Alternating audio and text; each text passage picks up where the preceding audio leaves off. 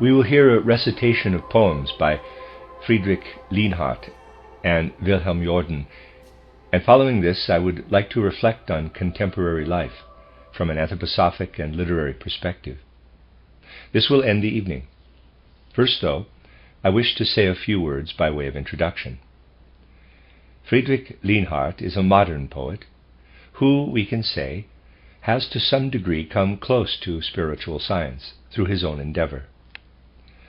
On 4 October last year, 1915, Friedrich Lienhardt celebrated his 50th birthday. In Dornach, we joined our voices to the numerous good wishes from far and wide that were sent to this spirit-filled poet. And it is my belief that we have particular reasons to look a little more closely at the content and artistry, the poetic nature of Friedrich Lienhardt, who in some ways has affiliated himself with our movement and regards it favorably. He himself says that he was born in French Alsace and that he experienced some difficulties in wrestling his way through to what he calls his worldview, which he increasingly sought to bring to the light of day, to develop and elaborate from a Central European German quality. In his poems, he really sought to unfold the authentic impetus of this Central European German nature. In this poet, there lives something which he felt to have an intimate affinity with his being, and which, as I have tried to describe, he sought and strove for. An element lives in him whose value may perhaps only properly be understood from the artistic and spiritual perspective of spiritual science. In Lienhardt's poems, we have, above all, wonderful descriptions of nature, lyrical nature poems, but of a very distinctive kind.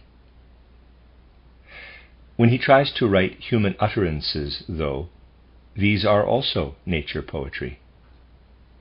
Here, too, there is something that emanates from human nature in an immediate and natural way, and reveals the spirit within natural existence. What is this due to? It originates in something that we may perhaps only properly heed in Friedrich Lienhardt if we consider not only the content, the thoughts expressed in his work, but also the intrinsically artistic form they are embodied in. Readers aside, let me spell Lienhardt's last name in case anyone wishes to look up his work. It's Lienhard, Friedrich Lienhardt. End of readers aside.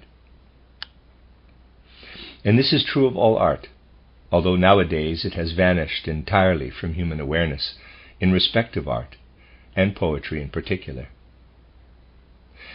In the feelings, the thoughts that arise and develop, flare and fade, in this distinctive swelling of his soul experiences, as they come to expression in poetic language, we find something like the sway of an elemental spirituality, a sympathy of the poet's soul with what, as we see it, lives elementally in the etheric world, in nature, behind merely sensory existence.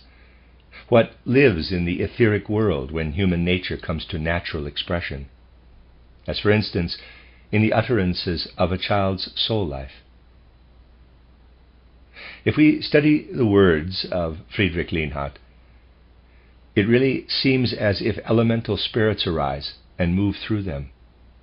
These spirits who, as we know, stream and warm through all natural phenomena, live and weave within them.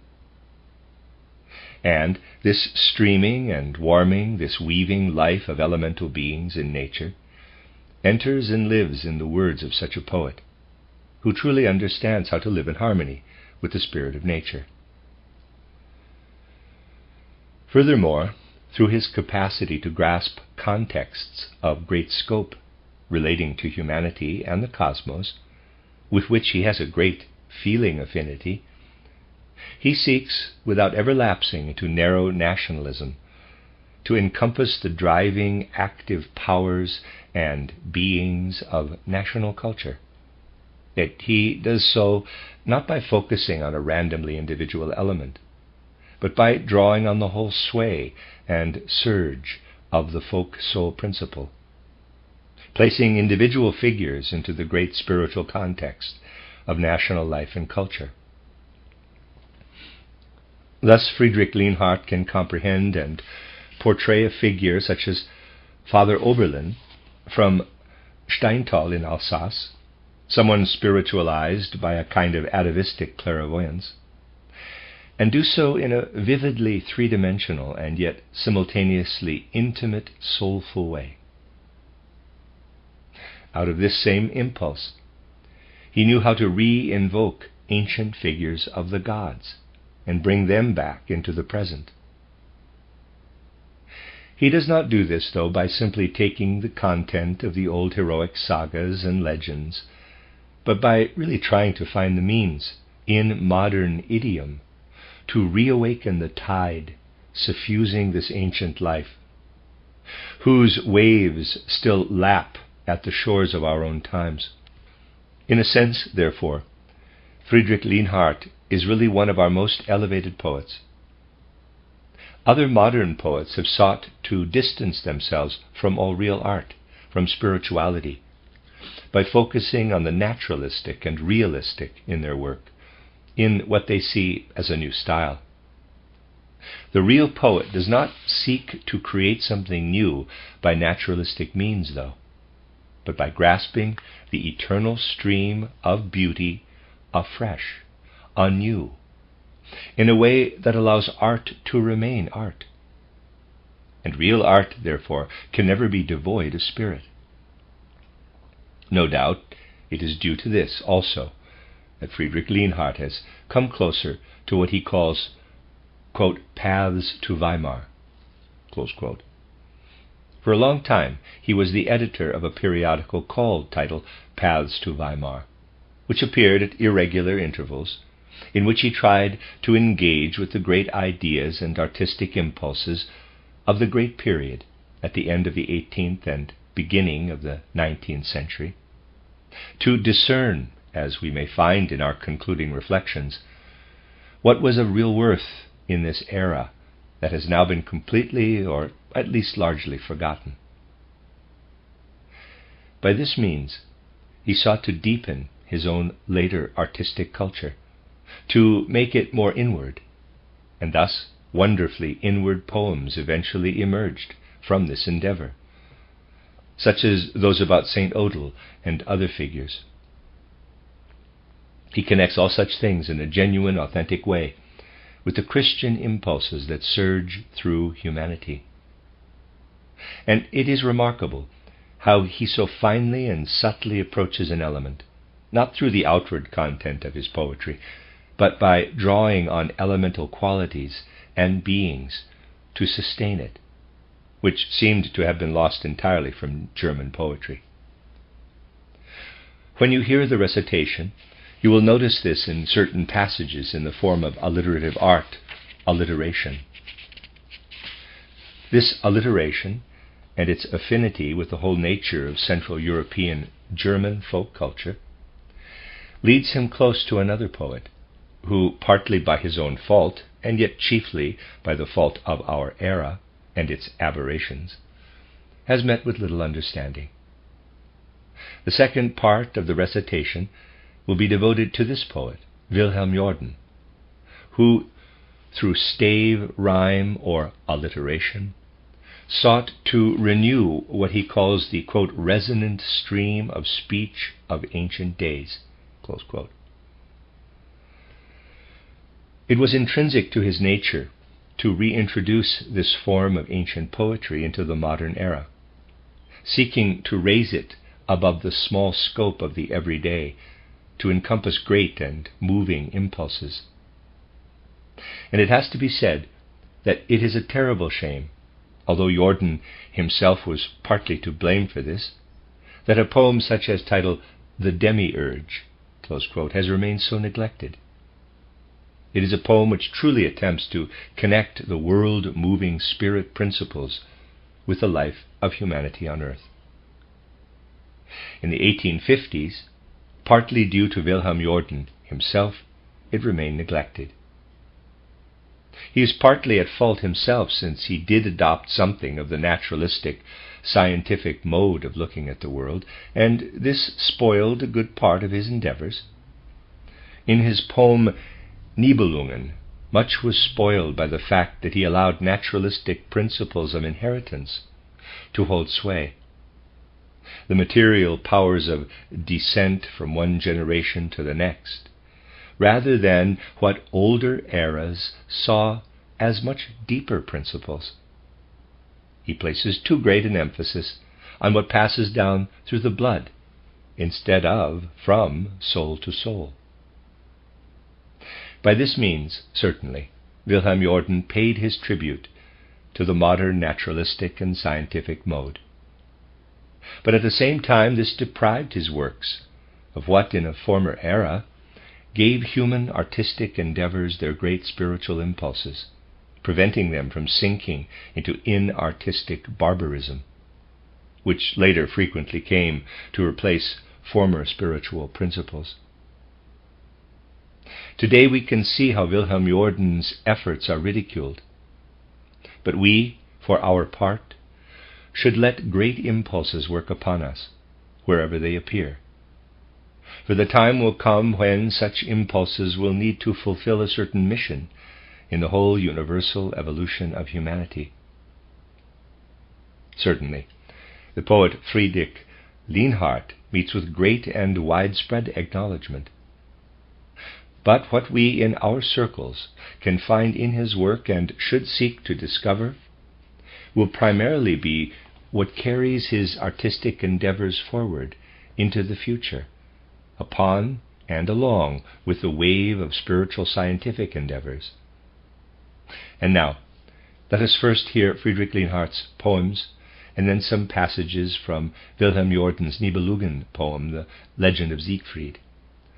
Bracket, recitation by Frau Dr. Stener of the following poems by Friedrich Lienhardt: Faith, Morning Wind, Forest Greeting, The Light Creative, Lonely Rock. Did you learn of it too? All the delicate flower bells, Soul Migration, Elfin Dance, Summer Night, Songs of St. Odile, Autumn on Mont St. Odile, St. Odile, recitation from Wilhelm Jordan's Nibelungen song, close bracket. It is always good to experience the art of poetry, of this kind particularly. In Friedrich Lienhardt we have a poet who tries still to bear into the present era soul experiences of a spiritual idealistic nature, who is strong enough still to unite these with experiences of the natural world.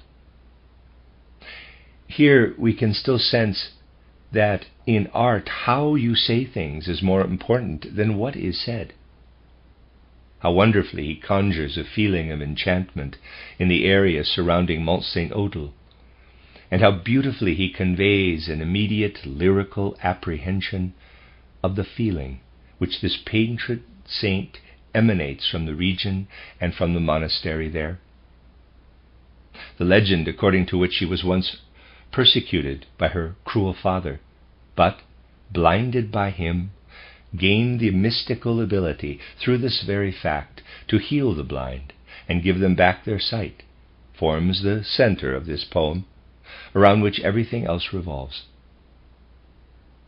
Everything of a true mystical nature that relates to this legend, lyrically interwoven with the natural world around Mont St. Odile in Alsace, comes to expression in the poems by Friedrich Lienhardt that you have just heard. But there are many, many more poems of such power, and at the same time of such intimacy and subtlety by this same poet.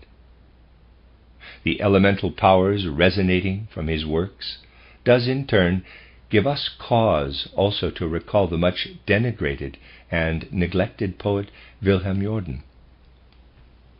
The small sample we heard today will have shown you how this poet tries to create the figures he places before us out of the great spiritual weft of life, and at the same time to combine this with all we meet in outward physical life, a union of the latter with what weaves and lives in the surging spirit world. It seems to me that in Wilhelm Jorden's work we can particularly discern how the poet's soul unites with world historical currents, so that artistic, poetic endeavor embodies for us a striving that infuses the spiritual streams of evolution. The last time we were here together, last Tuesday, I felt the need to ask what would happen to human evolution on earth if no spiritual influx could enter what is given us by purely external physical existence. Not only in external fields of knowledge, of science, and in social existence and so forth, but also in the artistic realm, it becomes strikingly apparent that we are living in critical times. We are experiencing a crisis, a word connected with critical, though not in the sense used by the diminutive literature of today. If the living nature of spiritual science does not encompass human soul life, art, which cannot exist without spirit, will be lost to humanity, must fade from us, no longer resonating as it still does from figures such as Wilhelm Jorden and as poets such as Friedrich Lienhardt seek to invoke it. As yet, human beings do not recognize the threat of artistic decline, since in many respects, here also, the intoxication and somnambulistic dreaming I spoke of last Tuesday still holds sway. Much of this could be discerned if people had the organs of vision to perceive it. It would be an excellent thing if more and more people could, through a true feeling for the science of the spirit, gain insight into the significant fact that the art of acting, that really did survive until quite recently, is now sinking into a slough of despond in forms that are anything other than artistic. Reinhardtian principles prefigure what art will become, if nothing remains but an increasingly pervasive self-encapsulation from all spiritual life and spiritual feeling. It is very sad to see today how a great number of people can still regard the spectacles of Reinhardtism as any kind of art.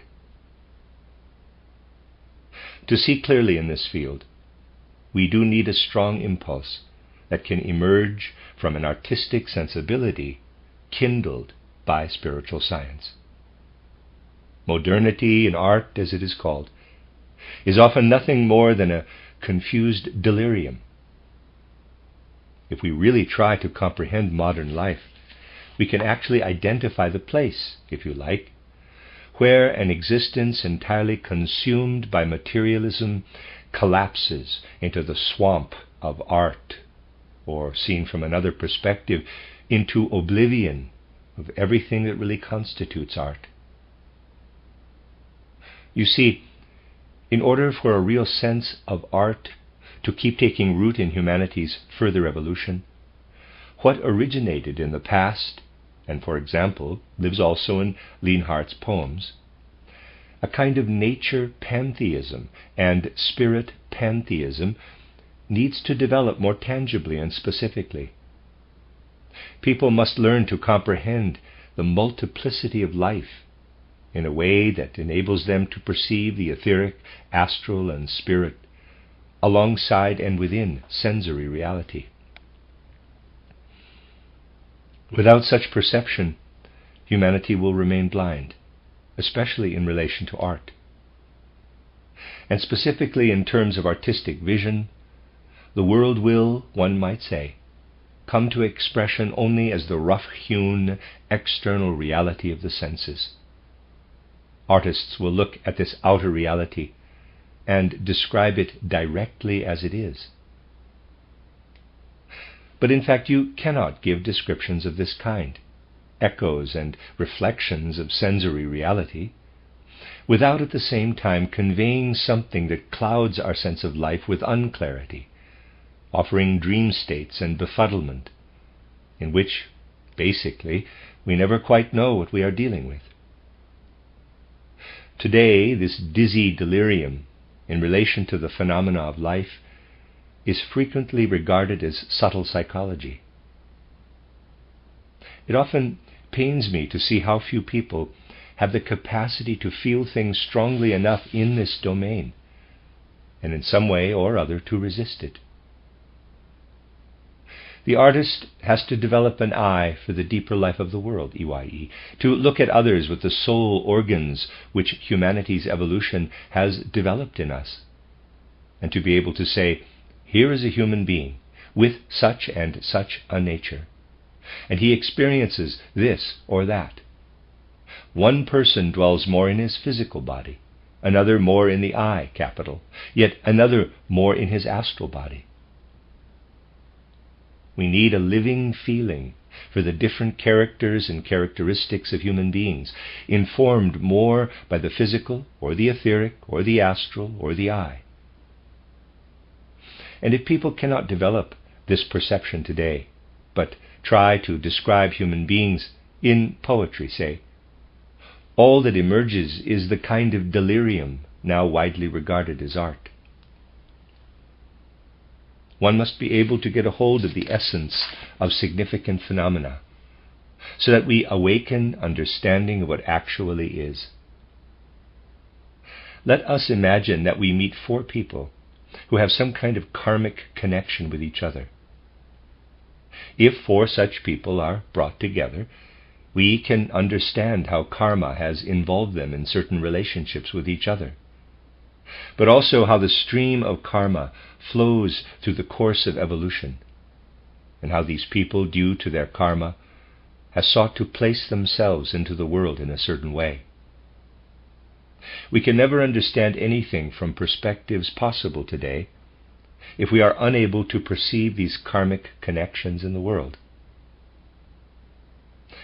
Let us turn for a moment to the four brothers, Dmitri, Ivan, Alyosha, and Smerdyakov, in Dostoevsky's title, The Brothers Karamazov. If we can see with an eye, EYE, of soul, then we find in these four brothers really four types, whom one can only fully understand in terms of the karma that has brought them together. A current of karma brings four brothers into the world, making them the sons of a typical modern rascal amidst degenerate surroundings. They choose this karma and are introduced into this environment as the four sons of this rogue. Yet side by side, we see they are each different in nature. In fact, we can only understand them if we know that in one of them, Dmitri Karamazov, the I predominates, while in a second, Alyosha, it is the astral body. In Ivan, the etheric body is predominant, while in the fourth, Smerdyakov, the physical body holds full sway. If we can consider the four brothers from this perspective, then their life is illumined for us. And now reflect how a poet with the gifts of Wilhelm Jordan, and with a spiritual worldview that would accord with our times, would place four such brothers alongside each other. How he would succeed in comprehending their spiritual foundations and underlying constitutions. What does Dostoevsky comprehend? Nothing more than that these four brothers of his are simply the sons of a very typical drunken layabout from a certain stratum of society. The mother of the first son, Dmitri, is a half-hysterical adventuress, who, having had enough of the drunken old layabout Karamazov, can no longer endure him. She beats him, then leaves him with this elder son, Dmitri. But everything is seen only in terms of physical heredity. He is simply the offspring of a wastrel and a walloper. All is described reductively, as if the author were a modern psychiatrist who only considers the coarsest principles of heredity and has no sense of spiritual factors at work. He presents us merely with the, quote, burdens of inheritance, close quote. Then we have the next two sons, Ivan and Alyosha, born to a second wife, since naturally these burdens of heredity must act differently in these two figures. Their mother is not half, but wholly hysterical, given to continual fits of sobbing and crying. Whereas the old drunkard's first wife often beat him, he now beats her. The fourth son, in whom everything of a physical nature predominates, is Smerdyakov, a kind of hybrid between wise humility and idiocy, of real stupidity and yet also great acuity. He too is the son of the typical layabout, but his mother is dumb, the village idiot named, quote, Stinking Lizaveta, close quote, whom the old drunkard rapes and who dies giving birth. Naturally, no one knows this is also his son. Smerdyakov stays at home, and now all the scenes between these figures unfold as the novel develops. Dmitri, due to the burden of heredity, naturally becomes a person in whom the subconscious I storms and rampages, driving him on through life so that he staggers about without direction. In the way he is described, it is clear that he is not a healthy spiritual figure, but a sensualist and hysteric. But this derives also from inevitable modern developments, which militate against everything that can originate in a spiritual worldview, everything that does not really know what it wants, unclear instincts, which can equally well become either the loftiest mysticism or the worst criminal excess. Indeed, fueled by the unconscious, there is an easy transition from one to the other, and all this Dostoevsky embodies, in a sense, in Dmitri Karamazov. He wants to describe a Russian, since invoking the true nature of Russians is always his aim. Ivan, the next son, is a rationalist and more Western-oriented. Dmitri knows nothing of the culture of the West, but is rooted fully in Russian instincts. Ivan was in Paris, has studied widely, absorbed a Western perspective and worldview, and as Dostoevsky portrays him as filled with materialistic ideas, which he discusses with everyone. Ideas of Western materialism, but tinged with Russian musing and reflection. In his discussions with people, the fog of instincts is interwoven with all kinds of ideas about modern culture. Should one be an atheist or not, he wonders? Can one accept a God or not? He concludes that one can, after all, accept the existence of God. Yes, he says, I accept God. That is his ultimate position, but he cannot accept the world. If he accepts God, then he cannot accept the world, since this world as it is, as it appears, cannot have been created by God. I accept God, but not the world, he says. The third son, Alyosha, joins a monastery at a young age. The astral body predominates in him. And it is also apparent that all kinds of instincts are at work in him, develop in him, through mysticism too. It becomes clear that, like his elder brother, Dmitri, he too has a potentially criminal nature, and is in thrall to the same instincts, although in him these take a different form, making him into a mystic. Criminality is only a particular elaboration of the same instincts, which, diverted in a different direction, can call forth fervent prayer and faith in the divine love pervading the world. Both come from a lower realm, from the lower instincts of human nature, but develop in different ways. Naturally, there is absolutely no objection to portraying such characters artistically, for all reality can become a subject for art. But what counts is the manner of portraying it, not the content itself. These figures must be fully imbued with the living nature of the spirit. due to the idiosyncratic circumstances I have often described here in relation to Russian culture, what comes to expression in Dostoevsky in particular is the form human evolution must take if Russian life adheres to a spirituality that develops in merely natural ways. Recently I made a distinction between this and the development of spiritual conditions. From the very outset, Dostoevsky was the embodiment of anti-German sentiment, and instinctively refused to allow anything of Western European culture to flow into his soul. He sought to go no further than to grasp cosmic forms and figures in a kind of delirium, letting them pass him by, and carefully avoiding seeing anything spiritual in the physical throng of humanity that surged before his inner gaze. Instead of grasping his characters through profundities of soul, he brought them forth from the subterranean realms of purely physical nature, which in him was pathological. And this had its effect upon those who had forgotten their capacity to raise themselves to the Spirit.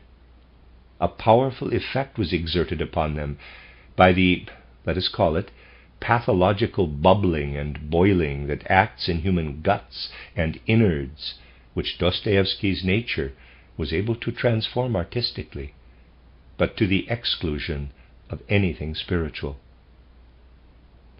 This had its effect. Otherwise, of course, a mere description or characterization would be nothing but that, a straw blaze, a wooden portrayal.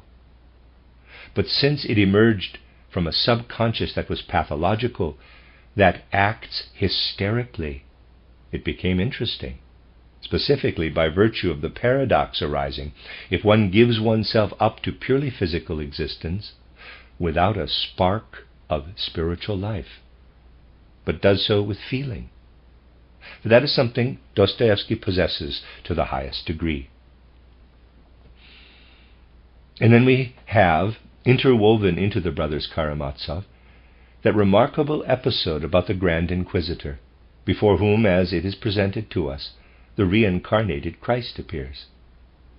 This is presented as a novella by Ivan Karamazov, incorporated into the book.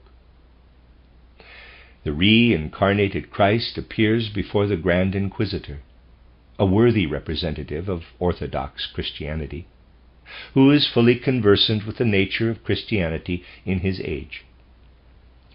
Picture this: a Christian, a true proponent of Orthodox Christianity, faces the reincarnated Christ. He clearly has no other option. This Grand Inquisitor, who represents proper, in quotes, and lawful, in quotes, Christianity, than to have the reincarnated Christ locked up. That is the first thing he does, for it is his task to hold inquisitions. It becomes apparent that the Grand Inquisitor, who represents due and lawful religion, knows what Christianity in our era requires. He sees that the Christ has come again, and now stands before him. Yes, you are surely the Christ, he says to him. I am rendering this very roughly. But in the concerns of Christianity that we must represent, you have nothing to say, for you understand absolutely nothing about it. What you accomplished, did it do humankind any good? Did it make human beings happy? It was left for us to make something proper out of the one-sided impracticality you brought us. If your form of Christianity alone had come amongst humankind, then people would never have found in it the salvation we have brought them. You see, to really bring human beings salvation, one needs teachings that influence them. You thought that the teaching must be true, but such things get nowhere with humankind. The most important thing is that people should believe the doctrine they are taught, that it is given them in a way that compels them to believe. It is we who have established this authority. Yes, indeed, there was really nothing else to be done than to deliver up the reincarnated Christ to the Inquisition. In the Christianity that the Grand Inquisitor represents, you see, there is no room for the Christ if he should be so tactless as to reincarnate. The idea is grandiose, and executed in still more grandiose fashion. But it is interjected into a novel that is only an hysterical reflection of reality, offering nothing of the great impulses at work in the universe, offering no vision of anything spiritual in the author's mind, but only an external counterfeit of Christ, reincarnated, and crushed by the Grand Inquisitor. Such things relate to many other matters, and those who seek to comprehend the very pulse of spiritual science need to feel these affinities and not regard life too superficially. There are various things that can characterize the current state of our culture. We need only think, for instance, of two books that appeared not long ago, one of which is titled Jesus, a Psychopathological Study, and the other titled Jesus Christ from a Psychiatric Perspective. Here the message of the Gospels is, as it were, laid out on the psychiatrist's couch.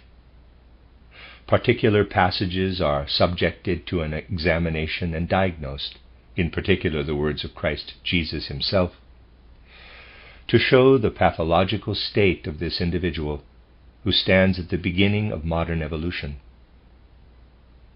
The psyche of Christ Jesus is diagnosed as pathological. So, here we have already the case, in quotes, of Christ examined in line with the dictates of modern psychiatry. But we must see such phenomena in a broader context. How many people really feel the full idiocy of a culture where such things surface, really feel all the ramifications of such ideas? Again and again, after all, we have witnessed a renowned psychiatrist to whom folk all run for treatment. He writes innovative works on psychiatry and is accorded great acclaim.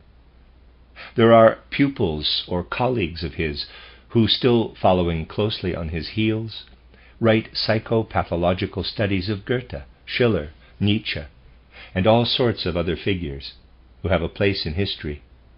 Write also of Christ Jesus himself. And as we cross the threshold of the psychiatrist, or any other scientific observer with misplaced reverence, with unthinking faith in their authority, we are allowing ourselves to be conveyed upon a current that leads in extreme to caricature, to idiocy and distortion. To try to see living contexts clearly is no doubt something that many experience as uncomfortable and seek to avoid. Yet it is necessary to kindle such efforts. We really make no headway at all by gathering together here and with a certain desire for sensation or mystical enthusiasm, simply allowing spiritual science to act upon us. We make progress instead when this spiritual science lives in us, and we learn to observe life in terms of the impulses this spiritual science can kindle in us. We are not yet practitioners of spiritual science, because we allow words about elemental spirits or hierarchies and so forth to stream over us once a week, like cold or maybe warm, I have no idea, shivers down our back. We practice the science of the Spirit, instead by bringing these things to life within us, relating them to all aspects and details of life. Truly, in observing the quagmires of modern art, we can feel a sense of distaste and disgust, or would do if we do not aspire, like Theosophists, to let universal human love prevail, and therefore avoid calling these quagmires by their proper names. It is curious how reluctant people are nowadays to really open their eyes. Naturally, individuals are not at fault as such. It is the fault of the whole of modern culture. It becomes extremely hard for an individual to see such things clearly, for state education often tries to conceal or ignore things, such as those I have spoken of during this rather disconnected, episodic evening. People, in a sense, are drawn away from reality, blinded to it. In this respect, we really live at present in one of the greatest eras of human schooling, and must not overlook what we are given to learn. Think for a moment of the lack of discrimination that exists about the ways in which people relate to each other. For instance, the principle that no differences exist should not lead us to try to erase and confuse all distinctions and nuances, as it led the director of the Theosophical Society when she sought to discount the differences between diverse religions, leaving Hinduism shining in especial glory. Otherwise, she muddied the differences, employing a logic that I have often compared with someone saying that they should use all the condiments on the table indiscriminately. This way of treating all religions in the same way, seeing no differences between them, is more or less like saying that salt, sugar, and pepper are all condiments and can be used indiscriminately. Just try putting pepper in your coffee, sugar in your soup, or curry powder on your dessert, and you will find that there is a difference. But it is this logic, similarly, which blinds people to the real and specific nature of evolution. Many things are muddled like this, so that people are persuaded into a nebulous, foggy kind of dream state. All too easily one is misunderstood when one says these things. For this reason I will expressly state how greatly, as you know, I esteem Tolstoy. But this does not mean that we should forget that there lives in Tolstoy something, of course, that should not simply be equated with Western European culture, painted in one uniform gray with it. In the past, in lectures on Tolstoy, I have often drawn attention to such distinctions. One can admire the greatness of a man like Tolstoy without overlooking aspects of his work that have been ignored. When Tolstoy was still widely read, in particular his first great works, people might, though only might, have seen in him a great spirit of the East, a great Russian author, who was, however, full of the bitterest hatred toward German culture, who disparaged it and disdained it. This was not remarked upon, because the early translators of Tolstoy into German left these passages out or modified them. The unexpurgated translation by Raphael Löwenfeld arrived too late in the day, and by that time German literature had adopted a falsified Tolstoy. Either one should really be fully conversant with things or refrain from judgment. Judgment must be founded on real knowledge. There is no need to overestimate Tolstoy. Clear discernment will show that besides his greatness as a writer, he was also very much rooted in his national culture and emerged from this. We should not just follow the lead of modern small-minded journalists who, while acclaiming the greatness of, say, Goethe or Schiller, use the same words to rave about Dostoevsky.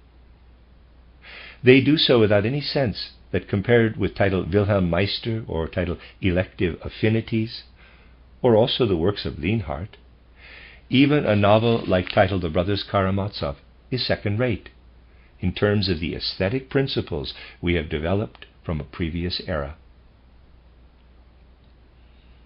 We can form clear, precise, tangible views and judgments when we gain insight into what is. And today we live at a time when we must hone our judgment, gain such insight. In our times, mutual hatred between nations is growing ever greater. And if we wish to make judgments, we have to learn to see how this hatred can develop from what has long, long existed. These things must be stated so that we develop amongst ourselves something of a feeling for the importance of spiritual scientific endeavor. It is easy to feel rather bitter whenever some newspaper or journal or book prints disparaging and foolish words about theosophy, whereas it would be so important to really grasp the very fundamental efforts and endeavors of spiritual science, without being fanatical about it, of course, but just to accord it its proper place in modern culture. We must recognize that people today cannot really embrace spiritual science, cannot love what it is seeking to achieve, because they cannot even take the few simple steps needed to get beyond the most extreme frivolity, which today pervades most of our cultural life. To engage in serious reflections in a serious time would seem a justified endeavor. Which moment of world history, after all, would be more suited for it than this? A moment in human evolution excessive in its dreadful, terrible nature, though naturally it presents us with great and necessary challenges and developmental opportunities. What moment would be better fitted than this hour of need? To bring this home to us, we need only reflect that in just one large-scale battle in June or July last year on the northern part of the Western Front, as much ammunition was used as in the whole of the German-French War of 1870-71. Experts in such matters estimate that we will soon reach a point in these current conflicts when munitions expended will equal that of all previous wars since gunpowder was invented.